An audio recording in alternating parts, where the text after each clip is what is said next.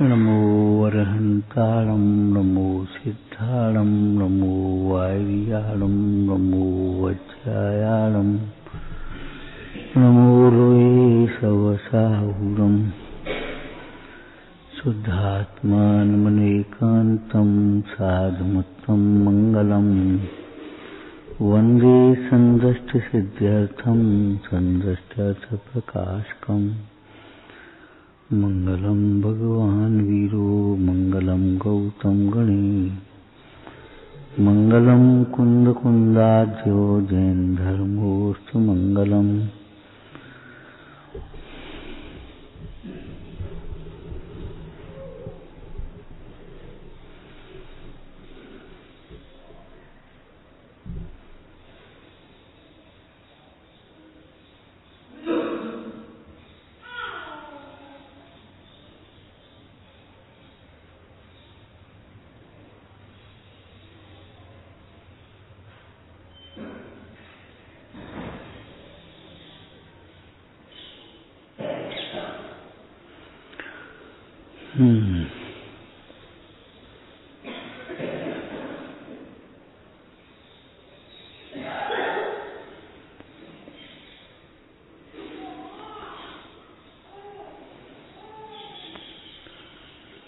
मृत्यु एक अनिवार्य सत्य है। इसका निवारण नहीं हो सकता।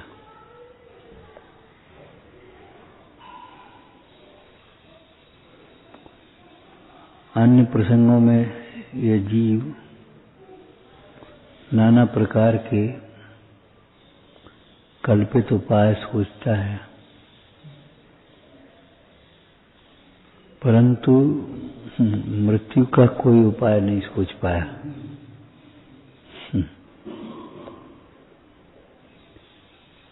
क्योंकि देह और आत्मा मिली हुई होने पर भी मिलकर के एक में एक नहीं होती, और मरण और जन्म का यही स्वरूप है। देह के और प्राणों के संयोग का नाम जन्म है, देह और प्राणों के वियोग का नाम मरण है।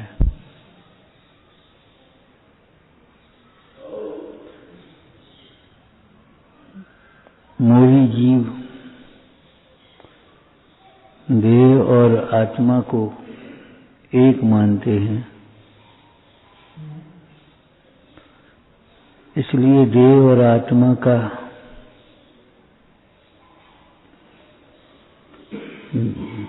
वियोग होने पर मोह के कारण से दुख होता है। आपको मालूम हो, राजा ऋषभदेव एक दिन राजसभा में बैठे जन्म का उत्सव मना रहे थे, और राजसभा में नीलांजना नाम की देवांगना नृत्य कर रही थी, और नृत्य करते करते ही उस नीलांजना का देहावसान हो गया।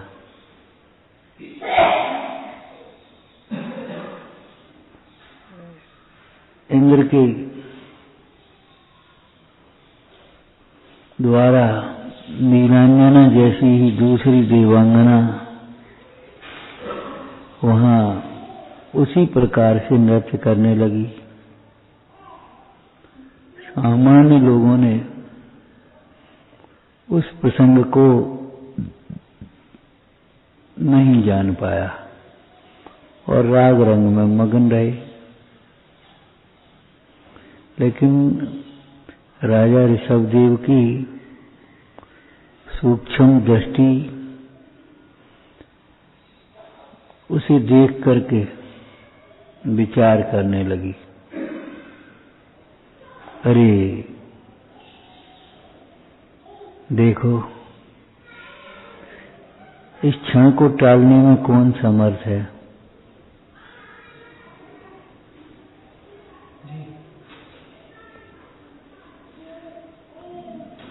मैं भी देख रहा हूं, राज्यसभा देख रही है, इंद्र स्वयं देख रहा है, लेकिन इस क्षण को टालने में कोई समर्थ नहीं है। और ये एक चेतावनी है,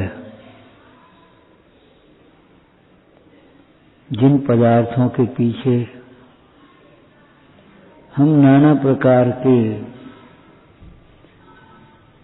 अन्याय करते हैं, हिंसादिक पाप करते हैं, चाहे वो जमीन हो, चाहे धन हो, चाहे परिवार हो, चाहे शरीर हो, नाना प्रकार के निंद कार्य करते हुए भी झिझकते नहीं है। ऐसा लगता है ये सारे संयोग मानो मेरे ही हो गए हों। लेकिन सामान्य समझदार लोग भी इस तथ्य को भली प्रकार से जानते, बोले भैया काय के लिए लड़ते हो, काय के लिए कसाय करते हो, काय का गुमान कर रहे हो, न कुछ साथ आया है और न कुछ साथ जाएगा। ये मृत्यु एक तरह की शिक्षक है, शिक्षक के समय रहते इन अचेतन संयोगों के मोह में अपने दुर्लभ अवसर को नहीं खोना चाहिए, अपने परिणाम को नहीं बिगाड़ना चाहिए। कोई ऐसा तो नहीं करता कि बाहर की सड़क को साफ करके उस कचरे को अपने आंगन में डालता हो, अपने आंगन को गंदा करता हो। ऐसा तो कोई नहीं करता। लेकिन हम बाह्य पदार्थों के मोह में अपनी परिणति को कितना गंदा करते रहते हैं। यह नहीं लगता कि ये संयोग, ये संपत्तियां, ये शरीर, ये सब यहीं रह जाएंगे और इन परिणामों का फल हमें भोगना पड़ेगा।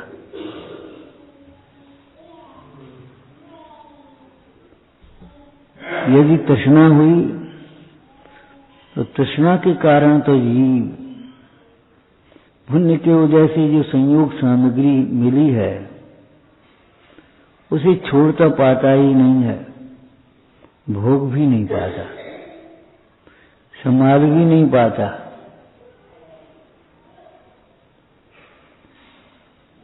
तृष्णा के कारण वह नवीन संग्रह में, नए नए के संग्रह में अपने जीवन को व्यस्त और त्रस्त बनाता, दुखी। अब थोड़ा आराम कर लो, अरे तुम्हें आराम की पड़ी, हमें फुर्सत नहीं। भैया ये सब ठीक है, देखी जाएगी। भैया देखी क्या जाएगी? जिन ज्ञानियों ने, जिन भगवंतों ने सारे लोकालोक को युगपत प्रत्यक्ष देखा है, वे कह रहे हैं, देखी क्या जाएगी? इन सबका एक दिन वियोग होगा। अभी सवेरे लोग गए, लौट के आए, हमने क्यों, क्या हुआ? मिट्टी मिट्टी में मिल गई और जीव अपने परिणाम को भोगने के लिए चला गया।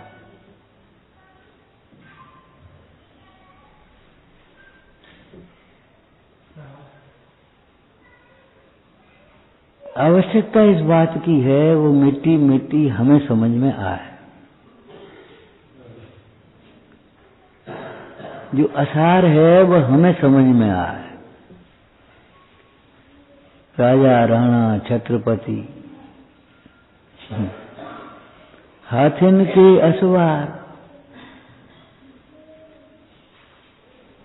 मरना सबको एक दिन, अपनी अपनी बार। तो ये भयभीत तो नहीं कर रहे हैं, ये सचेत कर रहे हैं। बाहरी बल, सेना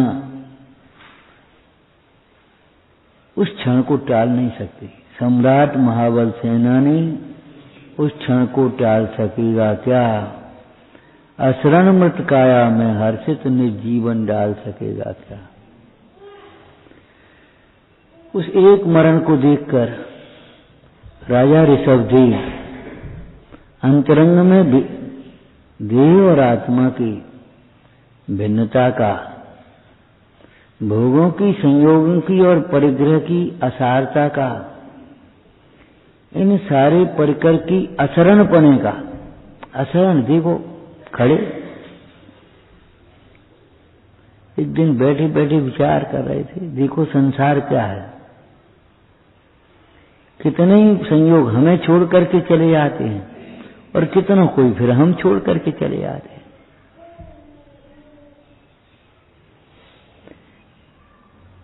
कितना ही प्रसंग बनते हैं, बस देखते हैं, कुछ सोचते हैं, बाद बाकी 2 दिन बाद फिर अपने वहीं का वहीं डटा चला जाता है। मतलब ये है कि ये शरीर की भिन्नता हमें यहां भाषित नहीं होती कि अभी ये शरीर भिन्न है, और हमें शरीर के इंद्रियों के मोह में, विषयों की आसक्ति में, परिग्रह की मूर्छा से नाना प्रकार के हम पाप क्यों कर रहे? एक दिन तो छूटना ही है। हाँ, छूटना है, बात तो सच्ची है, लेकिन छूटने के ढंग से छूट पाए, आगे भी तो फिर कुछ होना है छूटने के बाद।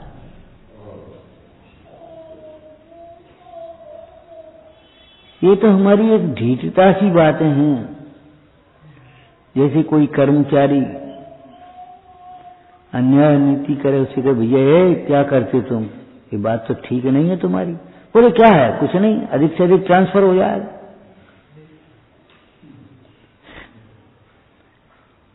तुम्हें मालूम है ट्रांसफर के लिए कितनी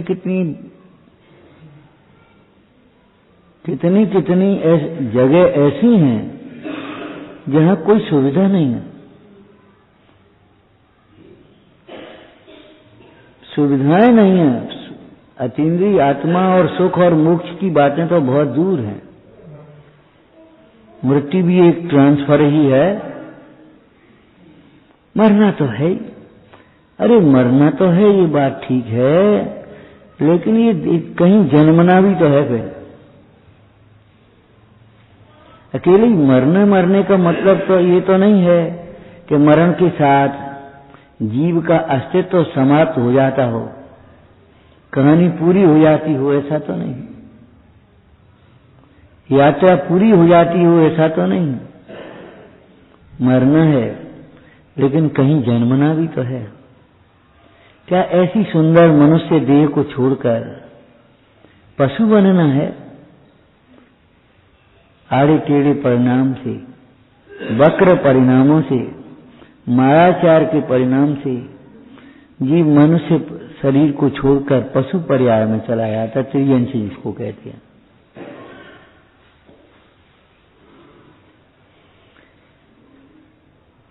ये 2 अवस्थाएं तो यही दिखाई देती हैं, मनुष्य और त्रियंश।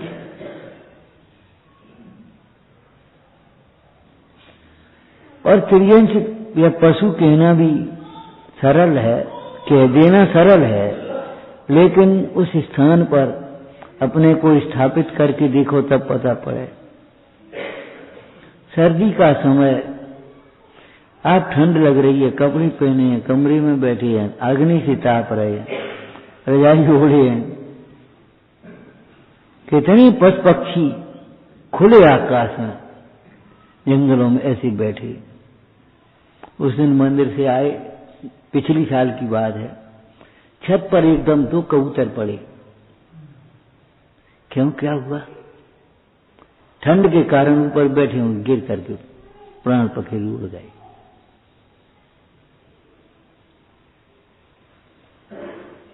अधिक से अधिक ट्रांसफर होगा, मरना तो है ही। अरे मरना है, इतनी बात क्यों सोच करके हंसी में क्यों उड़ाते हो भाई? जन्मना भी है, ये मत सोचो। ऐसे अनेकों प्रसंग सुनने में आते हैं, अनुमान से सत्य होते हैं, ये कल्पना नहीं है। कि धन की आसक्ति में जीव जाकर के उसी खजाने में सर्प हो गया। उस घर की मूर्छा में, परिवार की मूर्छा में वह जीव मरण करके कुत्ते के रूप में जाकर के वहीं घर की रखवाली में बैठा है।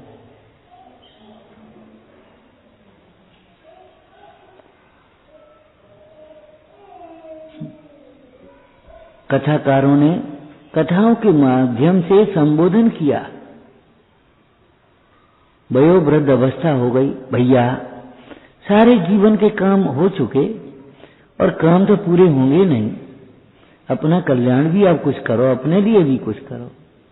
अभी कैसे, अभी तो हमको बहुत करना है, इस बच्चे का वो करना है, उसका वो करना है, इसकी आ करना है, ये मकान देखो अभी ऊपर और बनाना है, इसका ऐसा करना है।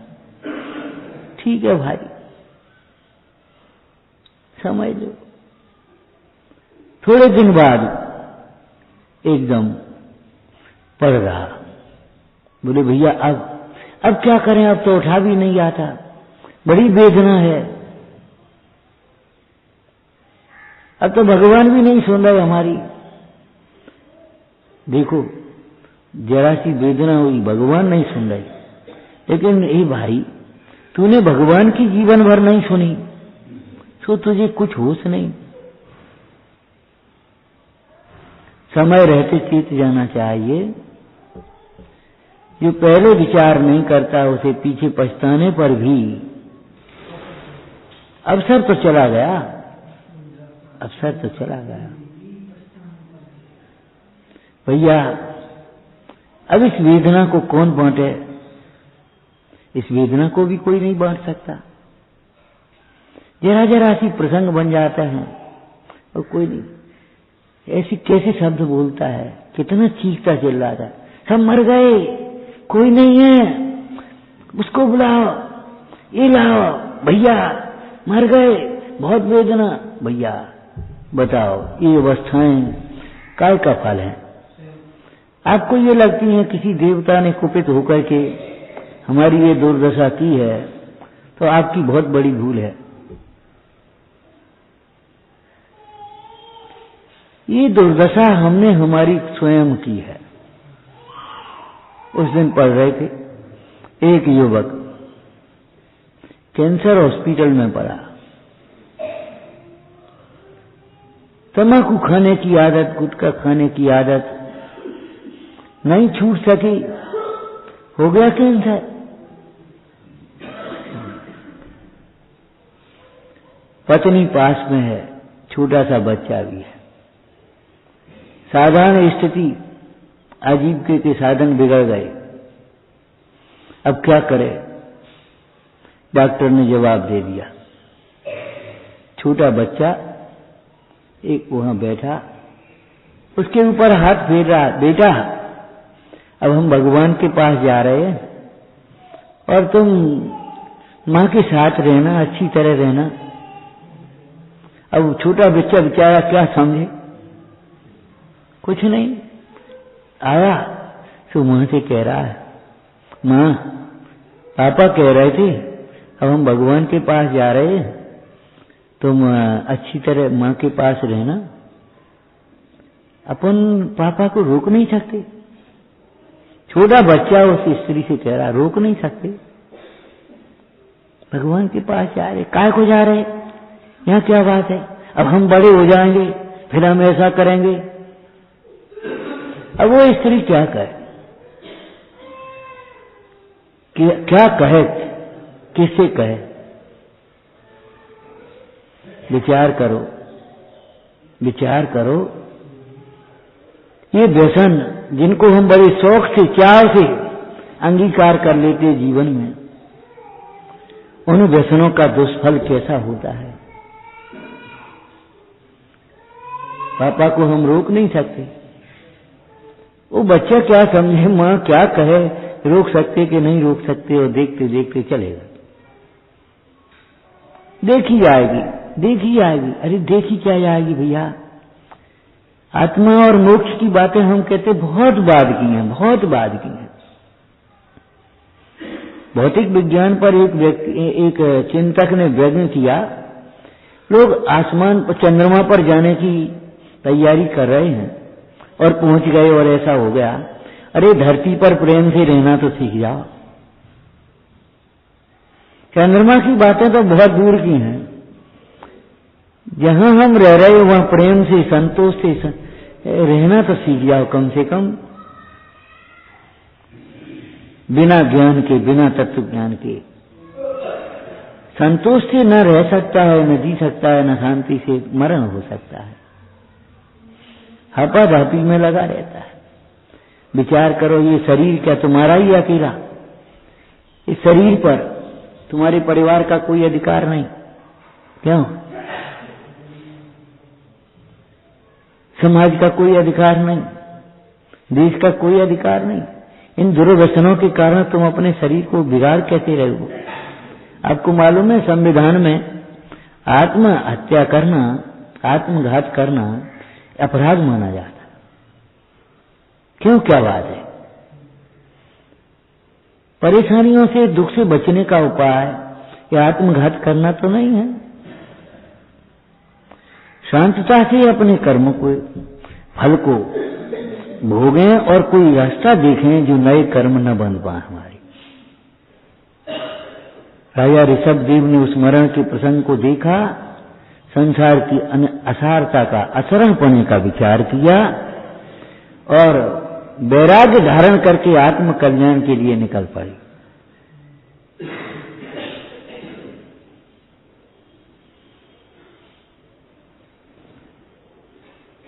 गौतम बुद्ध के प्रसंग, वैराग्य के प्रसंगों को आप पढ़ते होंगे। वृद्ध को देखा, बीमार को देखा, मरते हुए को देखा। क्यों? इनमें कुछ नहीं हो सकता? कि हाँ, कुछ नहीं हो सकता। फिर क्या फायदा? क्यों इस जीवन में हम ऐसे लगे रहे? किसके लिए हम अपना जीवन खो रहे हैं? ये मनुष्य पर्याय, मनुष्य जन्म बहुत दुर्लभ है। कुछ सोचना समझना चाहिए, विचार कर लेना चाहिए। यूं ही खो देने लायक नहीं है, यूं ही खो देने लायक नहीं है। भव जीवन पूरा तो होता ही है, जो दिन शुरू होता है वह पूरा होगा, जो आयोजन पूरे होते वो पूरे होते हैं, और जो जीवन शुरू होता है वह जीवन पूरा होता है। बस एक बात जरूर समझें, अनित्य तो अनित्य ही है, अनित्य नित्य नहीं हो सकता। नित्य ही नित्य रहेगा। चला चले संसारे धर्म एवं निश्चला।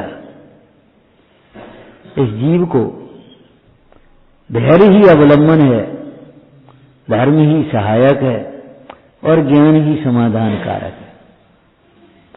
अपनी उलझनों का, अपनी कष्टों का, अपनी समस्याओं का समाधान स्वयं विचार करके अंतरंग में ढूंढे तो मिल जाए।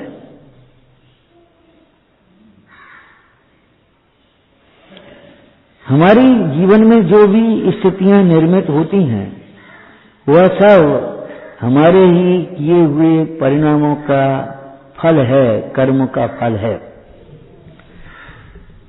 इतनी सी बात कहने से काम नहीं चलेगा। देखी जाएगी, देखी क्या जाएगी? विचार करो, विद्यार्थी अगर पढ़ने के लिए कहा जाए और उसे वो जवाब दे, देखी जाएगी जब परीक्षा होगी तो देखी क्या जाएगी, फेल होगा, देखी जाएगी। नहीं, पहले ही देखना, विचारना पत्थर में से मूर्ति कौन बना पाता है। जो मूर्ति बनने से पहले ही उस पाषाण में मूर्ति को देख लेता है, और जिसने पाषाण में पहले ही मूर्ति को नहीं देखा है उसके हाथ में चाकी हथौड़ा पकड़ा दिया जाए तो वो पत्थर को बिगाड़ देगा और कुछ नहीं कर पाए। कपड़े में कमीज कौन बना सकता है? इसने कपड़े में कमीज देख ली हो, ये सीना हो जाएगा, ये आस्तीन हो जाएगा, पीछे का हो जाएगा, ये बाएं निकल आएंगे, इसमें ये निकल आएगा, इसमें ये निकल आएगी, ठीक है, हो जाएगा।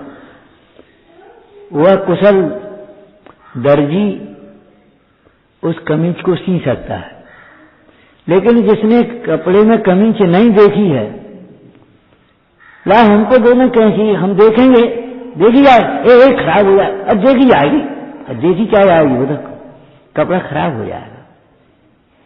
ऐसे ही जिसने जीवन काल में ही मरण को देख लिया है, संयोग के काल में ही वियोग को देख लिया है, वही संसार का अभाव करने में या दुख को दूर करने में, अपने कुमरण को टालने में, अपनी सद्गति को प्राप्त करने में वही जीव समर्थ हो सकता है। विचारना चाहिए, उनका छूट गया, उनका छूट गया, उनका छूट गया, ऐसा नहीं, हमारा भी ये सब छूटने वाला है। समय जब तक छूटे नहीं तब तक इस शरीर का उपयोग कर लेना चाहिए, काय में उपयोग कर लेना चाहिए, सेवा में और साधना में, सेवा में और साधना में बने जहां तक इस जीवन में औरों का उपकार कर। ये शरीर तो छूटेगा, संपदा छूटेगी, संयोग छूटेंगे, कुछ अच्छी कार्य कर लिए जाएं। कल चर्चा आई थी अपनी, भैया नाम केवल हमारा परिवार के हिसाब से नहीं चलता, नाम चलता है सत्कार्यों से। ये सत्कार्यों में हम लगे तो कुछ नाम भी हो सकेगा, नाम भी चल पाएगा, और खोटे कार्य में भाई विचार करो, छूटना तो है, जिसके छूटने से दूसरे लोगों को सूनापन न लगे, सूना हो गया, ऐसा छूटना किस काम का। चलो ठीक है, शांति भाई, ऐसे छूटने से क्या लाभ। आप स्वयं पढ़ते हैं, सुनते हैं, जब तुम आए जगत में, जब तुम आए जगत में, जगत हंसे तुम रो,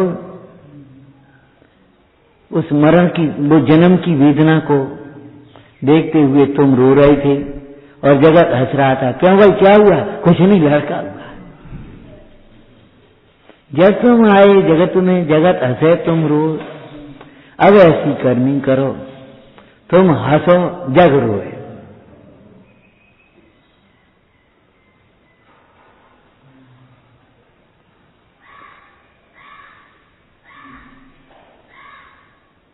फुर्सत मिलेगी नहीं, फुर्सत निकालनी पड़ेगी। अपने आप समझ में नहीं आ जाएगा, समझ में आना पड़ेगा। देखो खोटी बातें तो वैसे ही सीख जाना। बाल बच्चों को कुछ गाली देना, मटकना, उदम करना सिखाने के लिए किसी विद्यालय की जरूरत नहीं, लेकिन जीवन उपयोगी शिक्षा प्राप्त करने के लिए तो पुरुषार्थ चाहिए, कोई अच्छा विद्यालय चाहिए, अच्छा अध्यापक चाहिए, अच्छा अध्यापक चाहिए, जिसे वो बच्चे अपने बच्चे जैसे लगते हों। देखो आपको मालूम है, माता और पिता शरीर के जन्मदाता होते हैं, और जो शिक्षक या अध्यापक है, गुरु जिसको कह देते हैं हम पुरानी भाषा में, वह संस्कारों का जन्मदाता होता है। शिक्षक माता और पिता दोनों से होता है। कितनी बड़ी मोह की हमारी दशा है, अपने एक बच्चे को पढ़ाने के लिए कितनी सावधानी हो, वहां पढ़ाएंगे, वहां पढ़ाएंगे, वहां पढ़ाएंगे, और जो बच्चे हमें पढ़ाने के लिए मिल जाएं, उनको हम अपने बच्चों की तरह न समझ पाए। ठीक है, क्या करना, जो होगा सो हो जाएगा, अपन को तो अपनी तनख्वाह मिल रही है, रे रे प्रभु क्या होगा, क्या होगा। शिक्षक मोमबत्ती की तरह होता है, स्वयं जल करके प्रकाश देता है। जैसे माता कितने कष्ट सहकर के माता पुत्र को जन्म देती है, कितने कष्ट सहते हुए पुत्र का पालन पोषण करती है, कितने कष्ट देकर के अपने मन को बस में करके पुत्र को संस्कार देती है। जन्मदात्री, दूसरा शब्द बोलो जीवनदात्री, और तीसरी संस्कार दात्री। उपकार का बदला नहीं चुका सकते आप। जन्मदात्री, जीवनदात्री और संस्कार देने वाली। विचार करो, अगर उसने मनमानी की होती तो आपका जन्म भी होना मुश्किल हो गया होता। आप संस्कार प्राप्त करके यहां अच्छे लोगों में नहीं बैठ पाते। जो माता पिता बच्चों के संस्कारों पर ध्यान न दें और खोटी आदतें पड़ जाएं, जीवन में उनकी कहां कैसी दशा होती है। आप यहां बैठे हैं, आपकी माता ने अगर ये समझो आप उंगली भी ऐसे क्या करते, गंदी बात, आपने ऐसे कमीज भी चबाई, क्या करते, गंदी बात। अगर नाली में से क्या करते हो, मां नहीं चलते, ऐसे नहीं उठाती, गंदी बात, हाथ धो। आपने कुछ कैसे ही बोल दिया होगा कहीं से सीख कर, ये कहां सिखाया, अभी ऐसे कहां, फिर बोलेगा ऐसे। माता ने ऐसे संस्कार दिए होंगे तब आप यहां बैठे हैं।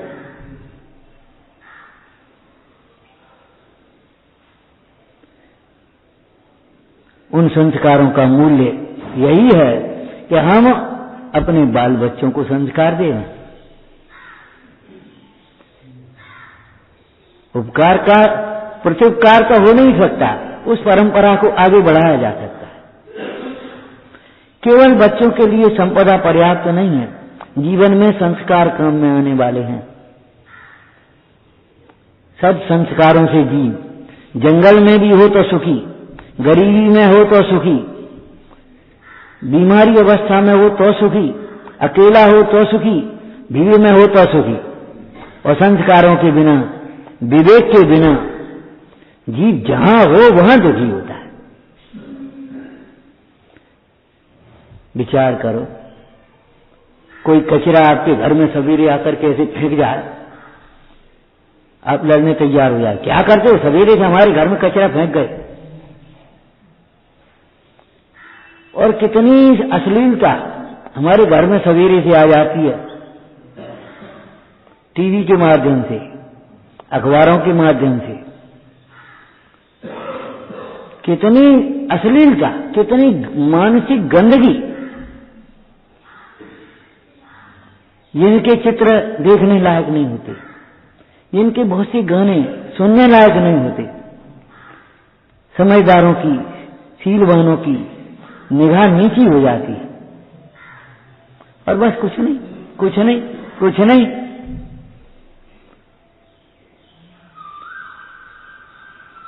विचारना चाहिए, सोचना चाहिए।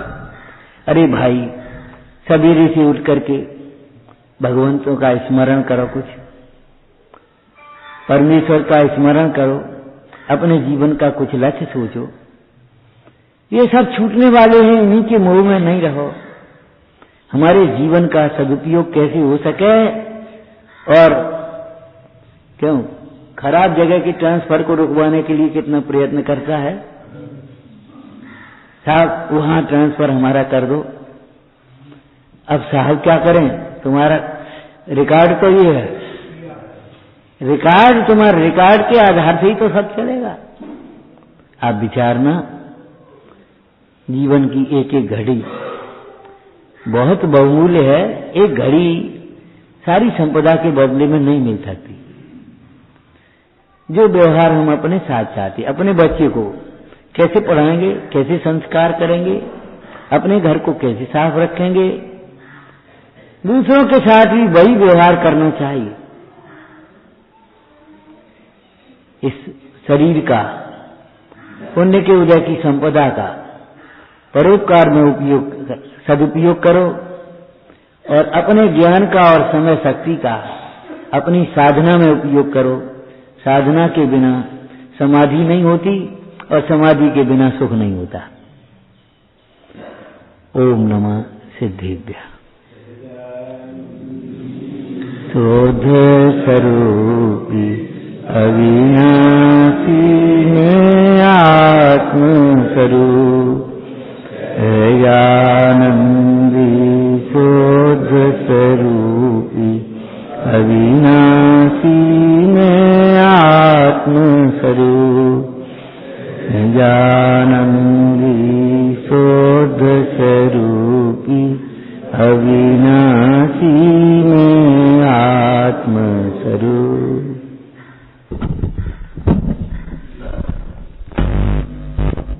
आत्मन निराशा अंत में बाहर से मिलेगी, पछताने पर भी यह घड़ी नहीं हाथ लगेगी। एक बार जो अवसर चला जाता है, फिर उसको हम कितना ही पछताते रहें, वह अवसर जीवन में दोबारा नहीं मिल पाता। ऐसे कल्याणकारी वचन अभी अपन ने सुने। जितनी भी साधर्मी आज इस निमित्त से यहां बैठी हैं, कम से कम 2 संकल्प अवश्य लेना। यदि किसी प्रकार का जीवन में व्यसन हो, गुटखा पुड़िया कुछ भी खाने पीने का, तो आज आपके पास सही मौका है। अभी आपके परिणाम भीगे हैं, उसका अवश्य ही त्याग करना, जिससे अपन जैन कहलाने लायक हो जाएं। मनुष्य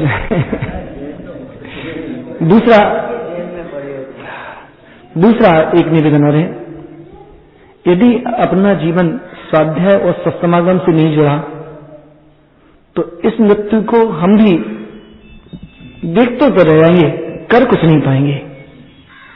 इसलिए स्वाध्याय का संकल्प, सत्समागम का संकल्प अवश्य लेना। और जो इस गांव के निवासी जन हैं, उनसे तो विशेष प्रार्थना है, महाभाग्य अपन सबका पूज्य श्री का यहाँ पर निवास रहता है।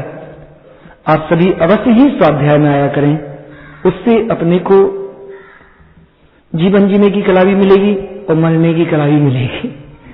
बस यही निवेदन करना थी, अवश्य आप सीख के जाएंगे, ऐसे हमारी भावना। 9 बार ओंकार मंत्र पढ़ेंगे और शांतता के लिए प्रार्थना। ओम।